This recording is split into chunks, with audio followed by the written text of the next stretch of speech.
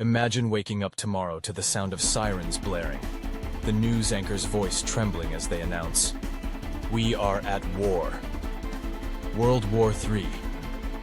Just those words send a chill down your spine, right? It feels surreal, like something out of a dystopian movie. But let's be real for a second. What if it's not? What if in the blink of an eye everything changes? First off, let's talk about the immediate chaos. Your phone starts buzzing with alerts. Friends texting, family calling, everyone trying to get a hold of one another. Social media is flooded with panic, memes turning into frantic messages. You might find yourself scrolling through Twitter, watching the world react in real time, trying to make sense of it all. It's a whirlwind of emotions. Fear, confusion, anger. You might even feel a bit helpless. But here's the thing. We've been here before, haven't we? The threat of war has loomed over us for decades. It's been a backdrop to our lives, something we've seen in films, read about in history books, but never truly experienced firsthand. We've grown up with the idea that the world is a fragile place, a precarious balancing act. So, when that news hits, it's like a punch in the gut. You start questioning everything. Your safety, your future, the very fabric of society. Now, let's think about what happens next. Governments scramble to respond. Emergency meetings are held, alliances are tested, and suddenly, the world feels like it's on the brink of something catastrophic. The stock market plummets, gas prices skyrocket, and supplies start to dwindle.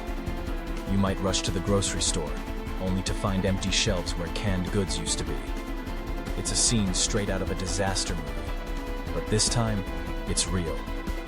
And while all this is happening, you're left to navigate your own reality. How do you prepare? Do you stockpile food and water? Do you hunker down at home, hoping for the best? Or do you reach out to your community, trying to rally support and share resources? It's a heavy decision, one that weighs on your conscience.